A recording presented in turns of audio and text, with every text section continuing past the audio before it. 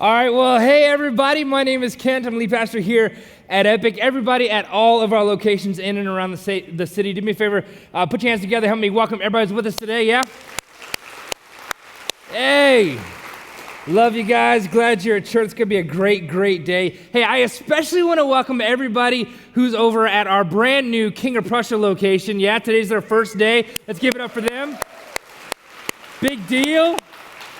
What's up, KOP? Also, big deal, Fairmount has their birthday today, so come on, let's put our hands together for them as well. Lots of cool things going on today. Very cool. The coolest is that you are in the house, and we're going to have a great time together. All right, so we are in this brand new series that we're calling Uncomplicated, and we're talking about how to uncomplicate life because, come on, let's face it, it is complicated, right? Is it not? It's totally complicated. Life is complicated. Between work and school and relationships and finances and health and family and social media and trying to remember what your passwords are for everything after they make you change 18 times. You know what I'm talking about? Anybody else stressed about that? I'm so over having to change my password.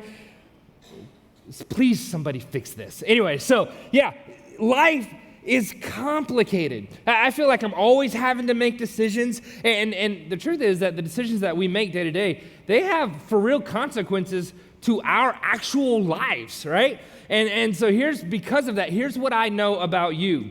You want to get it right.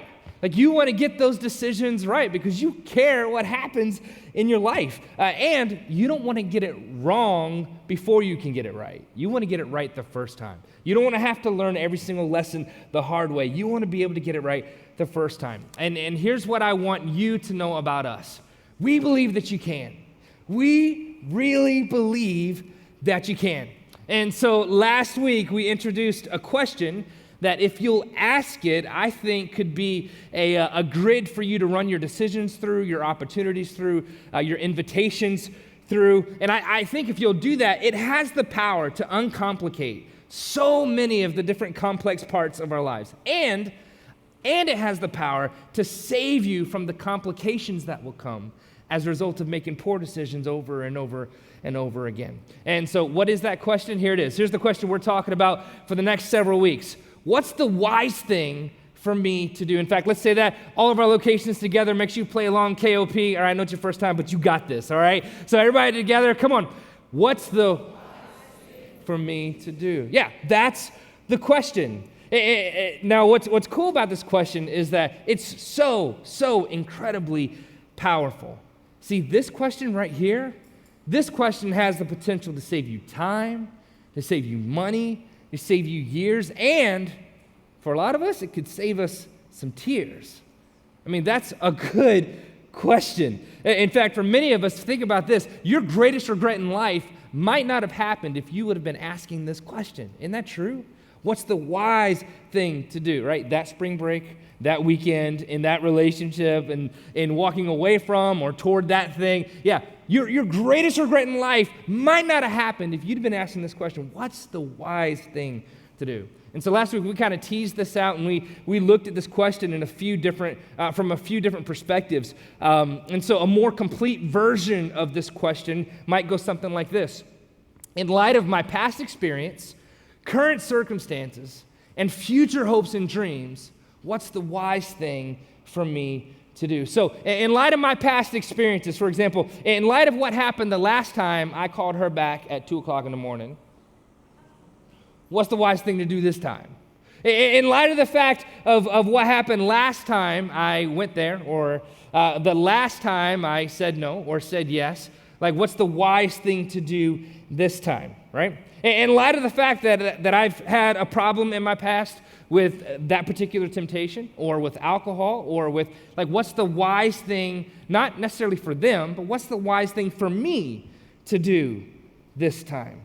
Do you see how valuable of a question this is? You see how personal of a question this is? Like it's specific to you. Like all of a sudden, what might have been murky before, what might have been a little fuzzy before, it's like, I don't really know if I should or shouldn't. Now all of a sudden, you ask this question, what's the wise thing for me to do? All of a sudden, it gets real clear real fast. Like uncomfortably clear. It's like, oh, I know exactly what I should do or exactly what I shouldn't do. So in light of my past experiences, what's the wise thing to do? In light of my current circumstances, so in light of the fact that now I'm married, how does that change things? Now what's the wise thing for me to do? Or in light of the fact that my kids are young, they're small, and I have a limited amount of time with them, what's the wise thing for me to do? And in light of the fact that I just got this new job, what's the wise thing for me to do? Or we just started school, what's the wise thing for me to do? And then also, in light of the fact, or in light of my future hopes and dreams, what's the wise thing to do? It's like, in light of my future hopes and dreams to be out of debt and to be secure financially, then what's the wise thing to do? Prime Day? No, right? What's the wise thing to do? In light of my future hopes and dreams for the kind of relationship that I'll have with my spouse, then what's the wise thing for me to do right now? Or in light of my future hopes and dreams for the relationships that I'll have with my kids, then what's the wise thing for me to do right now? And then we took things even a step further, like we took it up a whole nother notch. And here's the thing, if you're a follower of Jesus, you need to know this. God actually has a plan for your life, and you don't want to miss it. God really does have a plan for your life, and you do not want to miss it. So we could ask the question this way: in light of the fact that God has a plan for my life, that there are specific things that God has planned for me to do, and there's a specific thing that God has planned for me to be in this world. In light of that, what's the wise thing for me to do? In light of the fact that God has a plan for my life, and I don't want to miss it, what's the wise thing for me to do? So if you're a follower of Jesus, this is a big deal question. Now, if you're not a follower of Jesus, you need to know this. God actually has a plan for your life as well. But it starts by initiating or beginning a relationship with him. It starts by moving in his direction and saying, God, I need you to be the forgiver of my sin and the leader of my life. I can't do that for myself. And so I want to begin a relationship with you. And then after that, you begin to learn what your purpose is. That there's meaning to your life, that God sets you on this planet for a specific thing to do and to be. How incredible is that? That there's purpose, that you don't just have to kind of flounder through life and just guess at it and hope that you're getting it right along the way. That's awesome. And so this question, I think what it brings to life for us is that with every invitation and with every opportunity and with every decision that we make, man, if we would just stop and ask this question and then act on it, I think it could change everything. I believe that this question could change the whole trajectory of a person's life. And my hope is that this question over the next several weeks becomes a filter that you run every decision through. I hope it influences your relationships. I hope it impacts your career. I hope it influences how you treat people that you don't know, how you treat the people you do know. I hope it influences what you post online, how you parent, how you spouse with the person that you're with, how you date. I hope it influences how you spend your money and everything in between, because if it does, if you allow it to, if you'll ask the question and then act on it, you'll be better. And everyone around you will be better as well. Now today, I want to actually talk with you about something that's actually, it's a small thing, but it makes a really big difference. I don't know about you. Haven't you noticed that sometimes it's the small things that make a really big difference? A couple years ago, we ordered pizza at the office, and the restaurant messed up, and they put anchovies on the pizza. Small thing, big difference.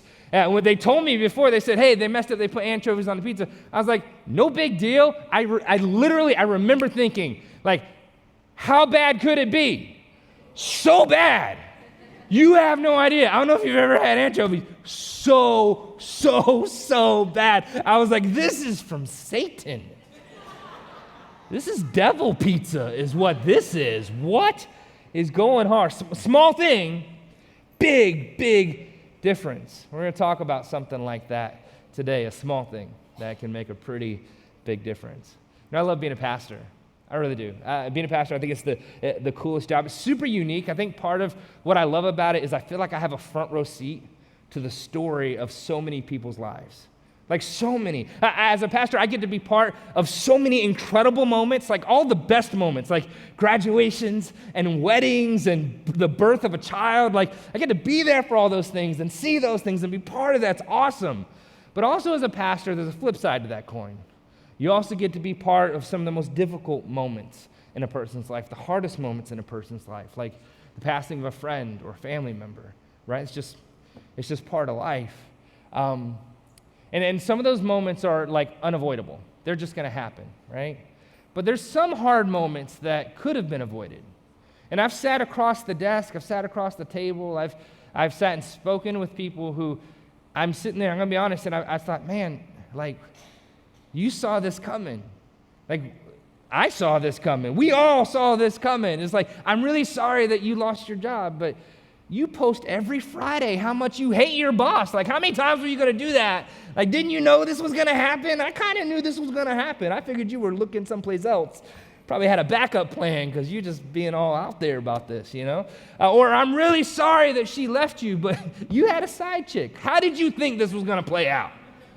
And you think she's going to be like, okay, no, that was not going to go well. Like, you knew this wasn't going to go well. There's some consequences, some things that happen in our life that, man, it's the result of our own choices, right? And I know, like, those are some extreme examples. But if you were to sit in my shoes, one of the things that you would just notice just over the years of seeing story after story after story, person after person after person, one of the things that you would notice is that sometimes it seems like there's just a huge disconnect between our hopes and dreams and our choices. Like there's this massive gap between our hopes and dreams and then the choices that we make or the decisions that we make along the way. And the biggest reason why I know that we need to talk about this isn't because of what I've observed in everybody else's life from my pedestal. It's about what I've seen, what I've lived in my own life. That oftentimes I see in my own life how I've got high hopes and dreams, but then I don't make decisions that are going to get me to those high hopes and dreams. You know what I'm saying? So here's what we all know is true. The choices that you make today really do determine your tomorrow. Like the choices you make today, they determine your tomorrow. And so if you want to have a great marriage, then it's your choices that you're making today that are going to determine that in the future. If you want to know God and know His purpose for your life, if you want to grow into the person He always dreamed for you to be, then it's your choices that you're making right now that are going to determine that for your future.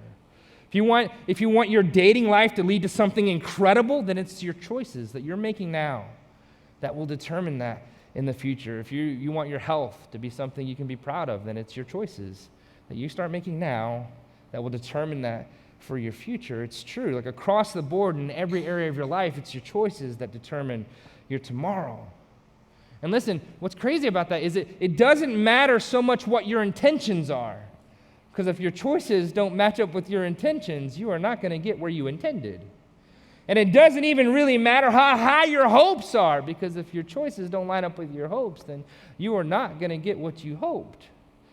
And it doesn't even matter what you're praying for, because if your choices don't line up with what you're praying for, then you are not going to get the thing that you're praying for. Because it's the choices that you're making today. Not in isolation, but in large part. It's the choices that you're making today that will determine your tomorrow.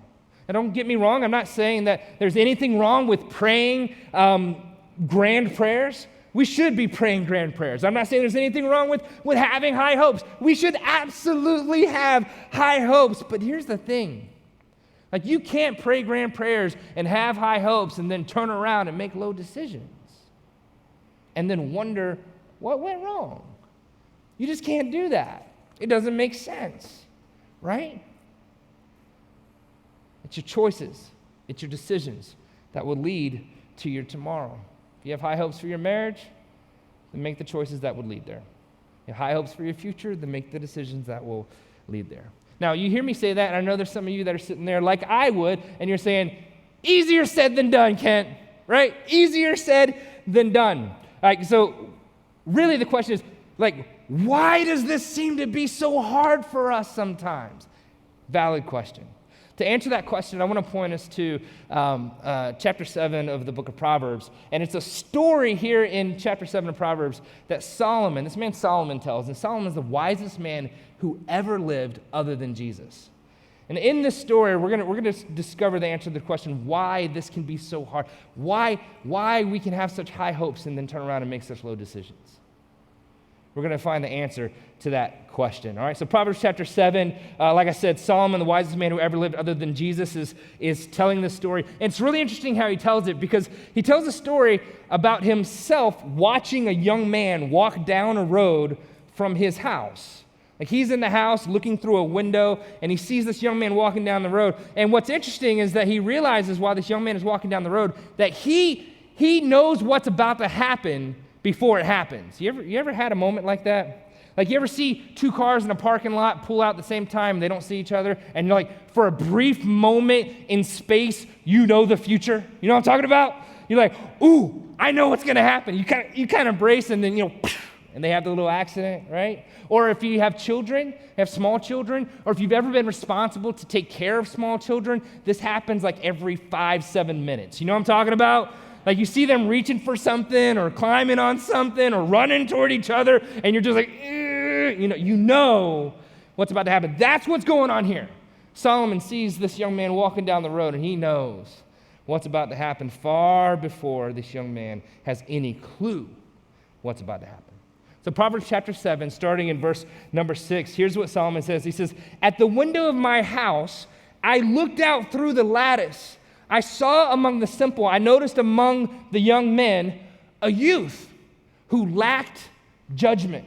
Now, I think there's a lesson here to be learned. In short, it's that youth lack judgment. And that's not like an insult. So if you're on the younger side, I am not trying to insult you. I am just telling you what is true. Youth lack judgment. And here's why. It's because good judgment, solid judgment, usually comes, for the most part, as a result of time and experience, right? And someone who's young hasn't had the benefit of either of those things. You don't have time on your side, and you don't have experience on your side. And so you just lack good judgment. That will change in time.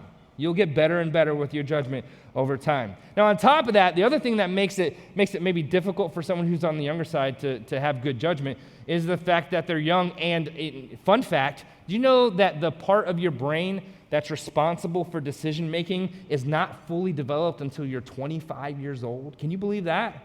Some of you are like, I can totally believe that. Like, think back to, like, those of you that are older than 25, think pre-25. You're like, yes, that is absolutely true. I have evidence, catalogs, books of reasons why that is absolutely true. And those of you that are younger than 25, listen, that should make you feel good. You should be like, I knew there was a reason. I knew it. It's okay, right? Listen, it's okay. Your brain's broken. It's going to be okay in just a little bit. So hang in there. You'll be all right. I think the thing that we can learn from this, though, is that regardless of how old you are, I think it's always important for every single one of us to have some people in our life that are a little further down the road. Some people who have a little more experience than we do, maybe some better judgment than we do, maybe a few more gray hairs than we do. You know, if any gray hairs in your life might be an actual good thing to have. You know what I'm saying? So on the other person, not on you. So you know what I mean by that, right? So having some people in your life that are a little further down the road. I practice this in my own life. Every single Wednesday, I have a standing appointment with a retired pastor. He's in his 80s. He's like a mentor to me. And listen, let me tell you, we are very different. He would do things very differently than the way I do things, but I learned so much from him, so much. So every single Wednesday for an hour to an hour and a half, I sit down and I listen to him. And here's the reason why. It's because he's got 50 years of experience, 50 years of better judgment that I don't have 50 years to learn. I want to get it faster than that. You know what I'm saying? I want him to save me some years and some tears. You know what I'm saying?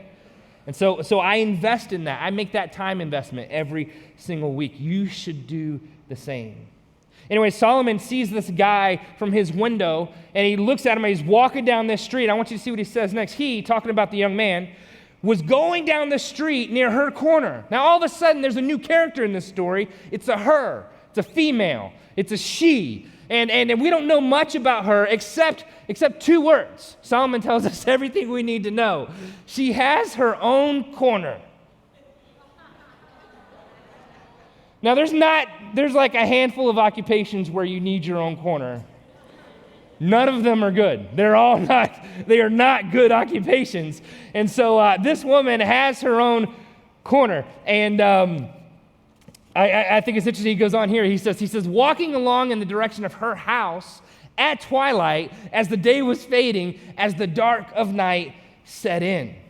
Now, you don't have to be a theologian. You don't have to be a Bible scholar to anticipate where this story might be going, where things might be headed here, right? Like, you don't even have to have read the next few verses to kind of be able to get an idea of what might happen next. In fact, you can probably just guess. I mean, think about it. Here it is. This is a young man who lacks judgment, walking at night toward a woman's house who has her own corner. It's not a good situation. You know what I'm saying? Let me put it to you this way. He wasn't going down there to buy cookies. He wasn't. So he's walking down this street. He's feeling pretty good about himself. Maybe he's even humming a tune, just, And all the while, Solomon is up in his house looking down on this young man, and Solomon is not humming a tune. Now, you know what Solomon's thinking? Solomon's thinking this.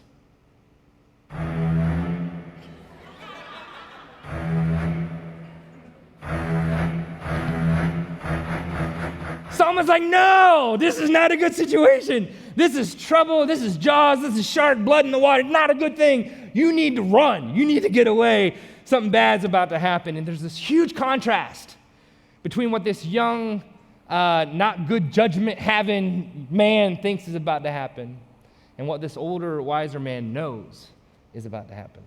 Verse 10, it says, then out came the woman to meet him, dressed like a prostitute and with crafty intent. She's loud and defiant. Her feet never stay at home. Now in the street and in the squares and every corner she lurks. She took hold of him and kissed him with a brazen face. And in what I'm sure was her most seductive and sultry voice, she looked him in the eyes and she said, I have fellowship offerings at home, and today I fulfilled my vows, big boy.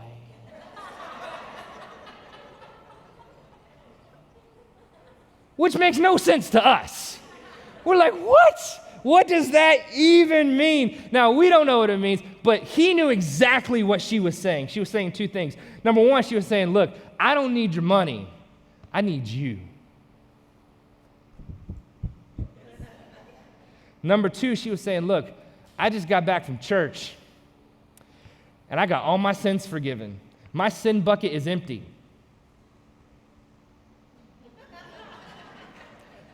I'm ready to fill it back up again with you.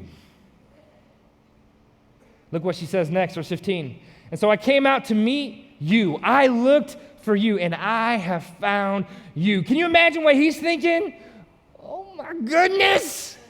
You came looking for me of all the people you could be looking for. You came looking for me. You found me. You need me, little old me. Oh, this is the kind of thing they write movies about. This is the kind of story they write songs about. I'm so in love with you. All of a sudden, he's in love now.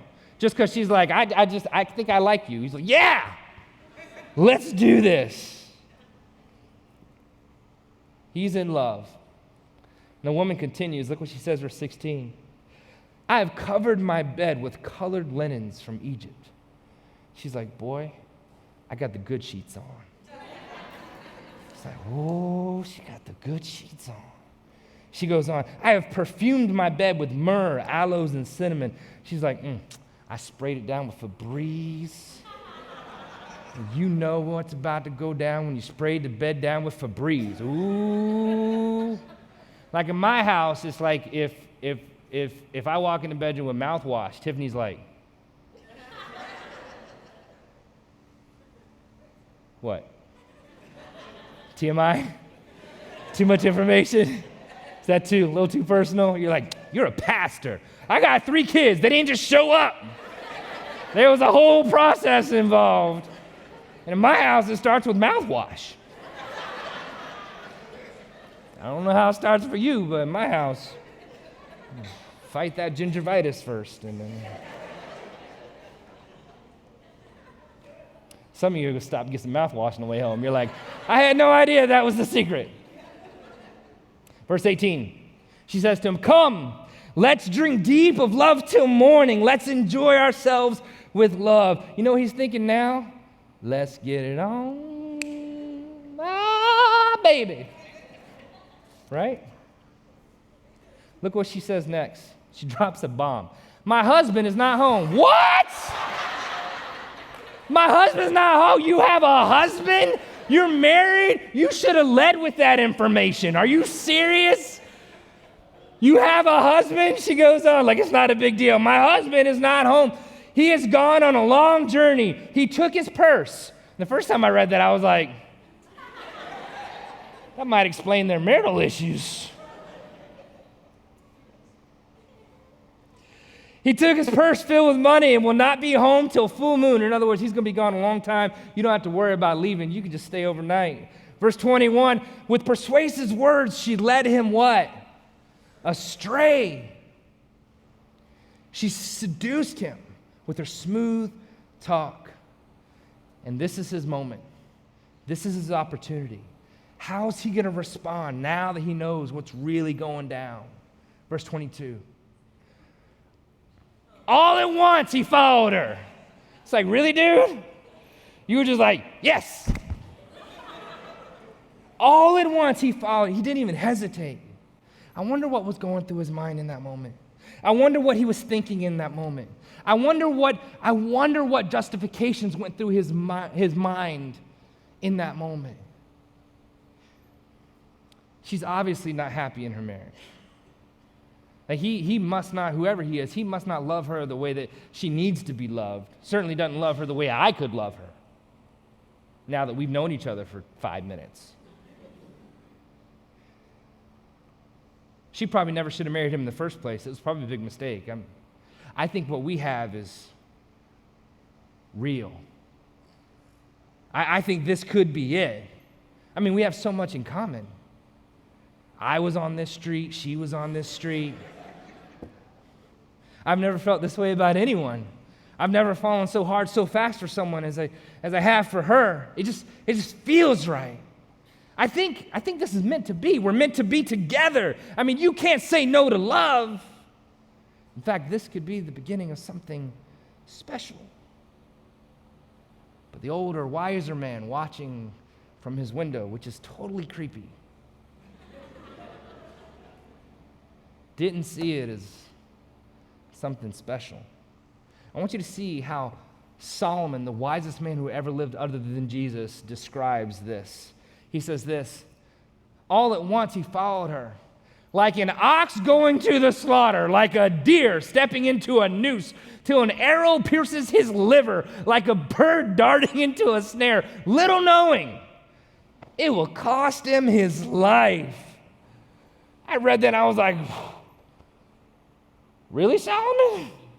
Like, I know it's not good. I know it's bad. I know it's not a good situation, but like an arrow piercing his liver, little knowing it will cost him his life. Listen, if you don't get anything else from this talk, here's the one thing I want you to see.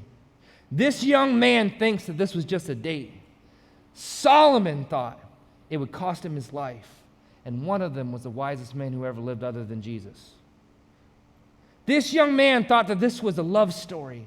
Solomon saw it as a tragedy, and one of them was the wisest man who ever lived other than Jesus. This young man saw this, maybe it's just a one-time thing, but Solomon saw it as a choice that could affect the rest of his life. And one of them is the wisest man who ever lived other than Jesus. Come on. What kind of crazy stories have you told yourself? Have I told myself so that I could just do whatever it is I really wanted to do in the first place and not feel bad about it? Because we do that all the time, don't we? We absolutely do that all the time. I know I do. And one time I was working on a message at Panera, and I'm sitting there, and it was near closing time, and I'm kind of, just kind of working on some stuff. And one of the young ladies that works there comes around the corner, and she has a plate of cookies. And she walks over to me, and she says, "Sir, would you like a cookie?" And I looked back at her, and the first thought I had was, oh man, Tiffany has me on a diet that doesn't involve cookies, whatever that's about. And I looked at her, and I know I shouldn't have taken one of those cookies, but then I had this thought, this poor girl. She came all the way over here just to do something nice for me, and the least I can do is not hurt her feelings by taking one of those cookies, and if I take the cookie, I could just take it home and give it to one of my kids, since I'm not supposed to have the cookie. That's what I'll do. So I took that cookie. In hindsight, it turns out I was not being all that truthful to myself. 2 reasons. Number 1, if she would have come up to me and offered me some broccoli, I'd be like, no, you're ugly. I wouldn't have cared about her feelings. Came all the way over here. I'd be like, you came all the way over here with some broccoli? Seriously? Go get me a cookie. Second reason I know I lied to myself, because that cookie didn't make it home. I ate that cookie up. But we do that all the time, don't we? We do that all the time. We lie to ourselves. But the least I could do, and I don't want to hurt her feelings, and she came all the way over here. See, maybe your issue isn't cookies. Maybe your issue is just poor relational decisions. And you said, you know what, this time's going to be different. I'm going to wait. I'm going to find a man whose life has been changed by the cross. But now it's been a while. And you're like, I'm just happy if he's got a tattoo of a cross. I'll take that. That'll work. Can you spell Jesus? Jes. Just one letter. What? One letter. I'll do the rest. Clock is ticking. Maybe for you it's not a relational thing. Maybe for you it's a financial thing. And you made the decision, you know what? we're not going to take on any more debt. Right? But then Prime Day came along and you're like, but it's just such a good deal. I just got to. And after all, I get points. I get points for all these purchases, so I'm just adding up all the points. I'm going to do something with those points when I'm homeless. Maybe for you, it's alcohol. And you're just like, I'm not, maybe just one. Yeah. Girls night, right? How is it that this kind of thing is even possible? How is it that we could have such high hopes and then turn around and make such low decisions? Here's why. It's because you and I are experts at believing our own lies. Did you know that? It's true. You and I are experts at believing our own lies. You will lie to you, and I lie to myself, so I can do what I really wanted to do in the first place. I want you to look. Solomon kind of pulls out from the story here, and he kind of lands this thing in dramatic fashion. I want you to hear what he says in verse 24. It says, now then, my sons, listen to me. Pay attention to what I say. And when the wisest man who ever lived other than Jesus says, pay attention to what I say, you should pay attention to what he says. Pay attention to what I say. Do not let your heart turn to her ways or stray into her paths. Many are the victims that she's brought down. Her slain are a mighty throng. Solomon wraps up this story by saying, hey, listen, don't get so wrapped up in the details of this story that you don't see yourself in it. Because this is us. We do this all the time. Don't look back and be like, I would never be that foolish. You're foolish in your own kind of a way. And here's the deal. The truth of this is that your heart and my heart, we have a problem in there. It lies to us. Our feelings lie to us. Our emotions lie to us. That's why when you follow your heart, sometimes you follow your heart off of a cliff. I just followed my heart off that cliff. His name was Cliff.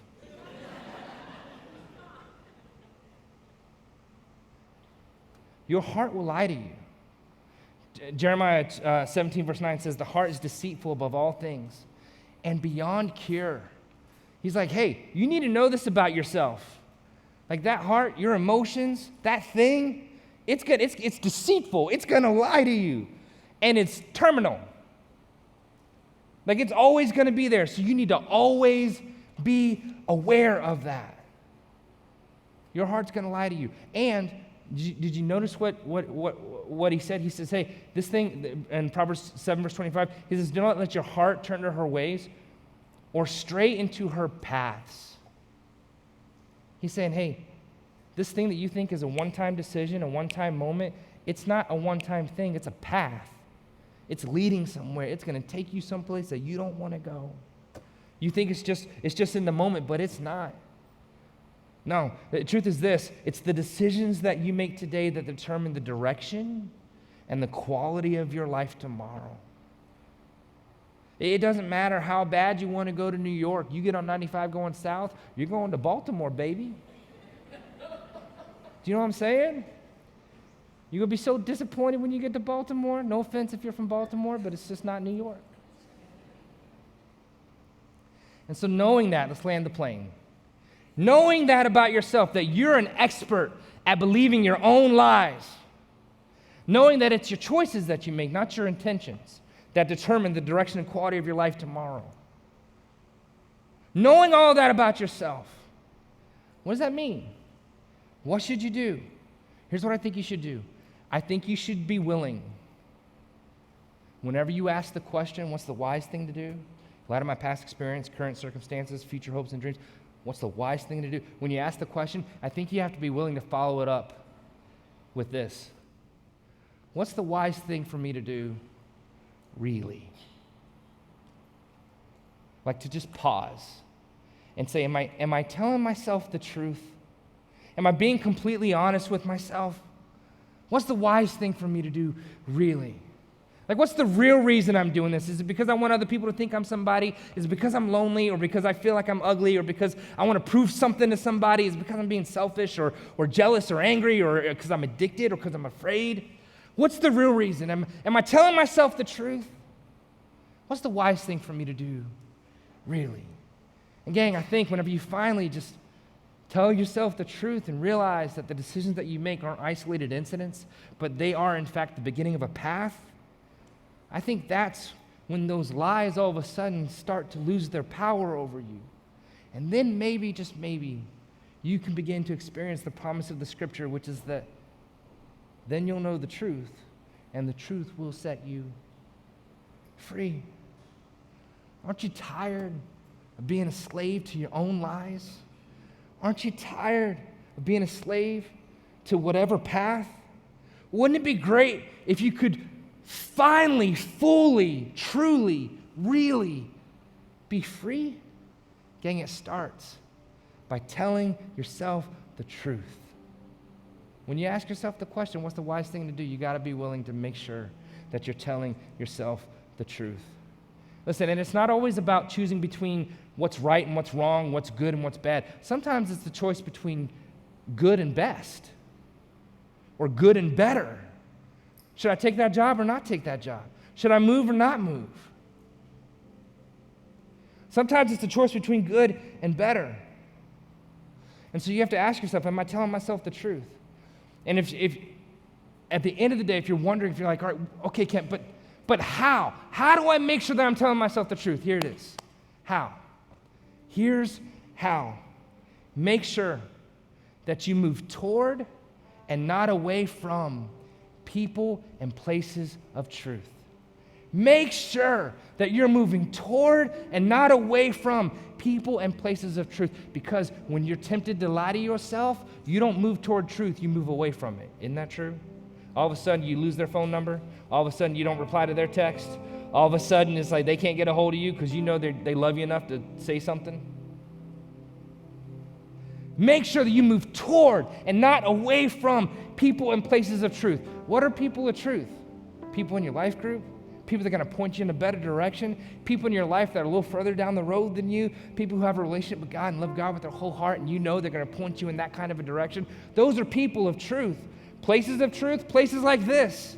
Places like Fairmount and Center City and King of Prussia and Roxborough, right there in the auditorium that you're in. And those of you here at Parkside, a place where you're going to hear truth. What's another place of truth? God's Word, the Scriptures. It's where we find like the North Star for our life. It should be the thing that's the moral compass for how we live and who we are. And it tells us who we are. tells us the hope that we can have in God, and encourages us and challenges us and helps grow us up. God's word is a place of truth. If you want to know how you make sure you're not telling yourself a lie or falling for your own deceit, you have to make sure that you're moving toward and not away from people and places of truth.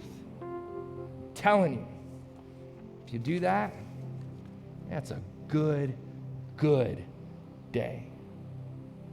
What's the wise thing for me to do? Really? Yeah? Yeah. You challenged? You encouraged? Over the next several weeks, we're going to talk about being wise with your time, wise with sex, wise in your relationships, and wise with your life. You don't want to miss it. All right? Let me pray for you. God, I thank you for every person here. I pray you give us the wisdom to know what to do with what we just heard and the courage to do it. In Jesus' name, amen.